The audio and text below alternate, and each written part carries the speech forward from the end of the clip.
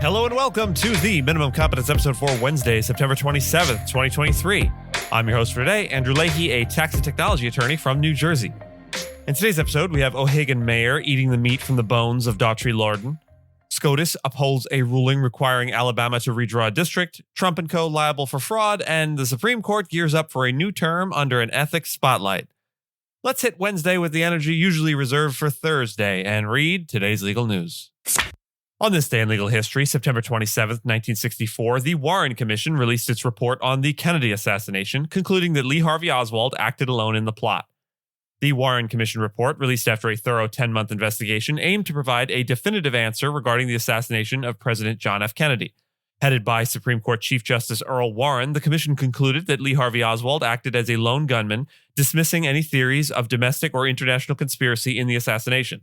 The report also addressed the role of Jack Ruby, a nightclub owner who killed Oswald on live television. It found that Ruby had no prior interactions with Oswald, thereby ruling out any coordinated effort between the two. The commission's findings detailed the sequence of events on that fateful day, stating that Oswald fired 3 shots from a rifle. These shots were taken from a window on the 6th floor of the Texas School Book Depository and were responsible for both killing President Kennedy and injuring Texas Governor John Connally. The report went to great lengths to describe various aspects of Oswald's life, including his time spent in the Soviet Union. However, it notably refrained from delving into Oswald's motives for the assassination. While the Warren Commission report has been the subject of scrutiny and debate, it remains a seminal document in the study of President Kennedy's assassination.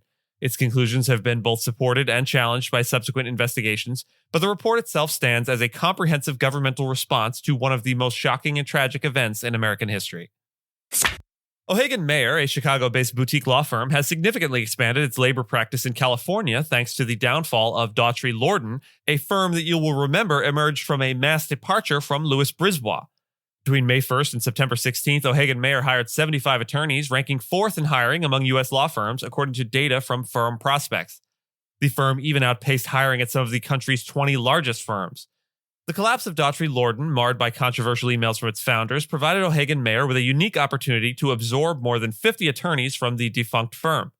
Within 6 days of Daughtry Lorden's closure, O'Hagan Meyer announced the opening of a new office in Los Angeles, expanding its presence in the city. Nearly 20 of the firm's attorneys in this new office are former employees of Louis Brisbois, Barbara Rainin, or Daughtry Lorden. The firm also opened an office in Sacramento and expanded its San Francisco office, bringing in key personnel from the closed firms. California's complex labor laws make it a crucial market for employment law, a fact acknowledged by O'Hagan Meyer in a statement.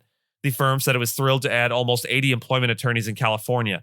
The state has seen a surge in the hiring of labor and employment lawyers due to ongoing changes in workplace diversity, equity, and inclusion initiatives, as well as unionization efforts and salary disclosure regulations. The U.S. Supreme Court has upheld a ruling requiring Alabama to create a second congressional district with a near majority of black voters. This decision rejects Alabama's latest attempt to reinstate a Republican-drawn voting map. The High Court's order came without public comment or dissent, reinforcing its previous ruling on June 8th, which found the Republican map to be discriminatory. That June ruling had upheld a decision by a 3-judge federal court panel mandating a second majority black district. Alabama had argued that the Supreme Court's June decision allowed for the state to redraw its map without necessarily creating a second majority black district. However, the lower court struck down this new map as well. The panel expressed deep concern that Alabama had enacted a map that did not meet the federal requirements specified. The case has been under close scrutiny because similar redistricting battles are taking place in Louisiana, Texas, and Georgia. These cases could influence the control of the U.S. House of Representatives. If Alabama's request had been approved, it would have almost assured that the Republican-drawn map would be used in the 2024 elections. Democrats and civil rights activists argue that the Voting Rights Act necessitates Alabama to create a second district where black voters have enough numbers to elect their preferred candidate. Alabama has 7 U.S. congressional seats and a black population constituting 27% of the state. The state had asked the Supreme Court to block the lower court's ruling while it pursued an appeal, but this request was denied. A New York judge, Justice Arthur Engoron, has found former U.S. President Donald Trump and his family business liable for fraud, stating that they inflated the value of their properties and assets. This ruling could significantly impact Trump's ability to conduct business in New York. The decision also paves the way for New York State Attorney General Letitia James to establish damages in a trial scheduled for October 2nd. Engoron ordered the cancellation of business certificates for some of Trump's enterprises, including the Trump Organization, and appointed a receiver to manage their dissolution. The judge criticized Trump and his adult sons, Donald Jr. and Eric, for fabricating valuations to suit their business needs. The court also sanctioned the defendants' lawyers for making preposterous legal arguments. Trump and his legal team plan to appeal the decision, calling it a miscarriage of justice. The case has garnered attention as Trump is seeking the Republican presidential nomination for 2024, despite facing multiple criminal charges. In response to the ruling, Trump took to his Truth Social platform to denounce the judge and the case as a witch hunt. The lawsuit, initiated by James in September of 2022, accused Trump and his organization of lying about asset values to defraud banks and insurers. The judge stated that Trump had overstated his net worth by between $812 million and $2.2 billion, including significant overvaluations of his Mar-a-Lago estate and Manhattan penthouse. This ruling comes after an appeals court had dismissed some of James's claims due to expired statutes of limitations. However, Engoron rejected Trump's argument that this weakened James's lawsuit. The appeals court is expected to rule on a request for a delay in the trial this week. As the U.S. Supreme Court gears up for its new 9-month term, public attention is not just on the significant cases it will handle, but also on the ethical conduct of the justices themselves. The court has been under scrutiny for months due to revelations about some justices' relationships with wealthy and influential individuals, including private jet trips and luxury vacations. Specifically, Justices Clarence Thomas and Samuel Alito are facing questions about whether they should recuse themselves from 2 pending cases due to personal ties to parties involved. Legal experts suggest that these ethical concerns are unlikely to dissipate even as the court takes on cases that could expand gun rights and limit the powers of federal agencies. The focus on ethics is unusual for the beginning of a term and adds pressure to a court already facing declining public approval. Recent rulings by the court's conservative majority, such as ending the constitutional right to abortion and rejecting affirmative action in college admissions, have contributed to this decline. Public opinion of the court has dropped, with an August Reuters Ipsos poll showing only 39% of U.S. adults holding a positive view, down from 52% in June of 2022. Some conservatives argue that the ethical concerns are being exaggerated by liberals unhappy with the court's conservative tilt. However, media reports have detailed luxury trips and real estate transactions involving both conservative and liberal justices, raising questions about impartiality.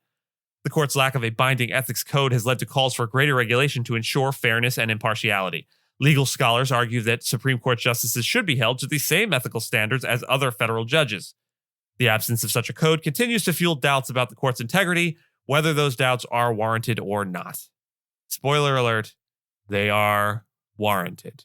And with that, I thank you so much for listening to Minimum Competence, your daily news podcast for lawyers. If you're looking for more than Minimum Competence, links to further reading on all the topics touched on today are in the show notes.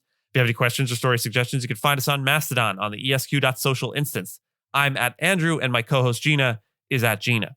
The views, thoughts, and opinions expressed in this podcast are those of the host and do not represent those of any organization we may be affiliated with. Nothing here should be construed as legal advice because it is not legal advice.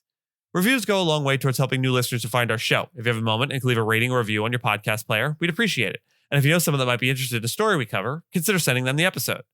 Minimum Competence is available at minimumcomp.com and wherever you get your finely crafted podcasts. If you haven't checked out the website in a while, give it a look. There are complete transcripts and resources for each episode and its corresponding segments, as well as an opportunity to receive new episodes in email, newsletter form. All of the links to stories we cover will also be available on links.esq.social, which is our link aggregator in the Fediverse. We'll see you back here tomorrow, and remember, October 1st is the official start of spooky season, but you can get a jump on that if you want.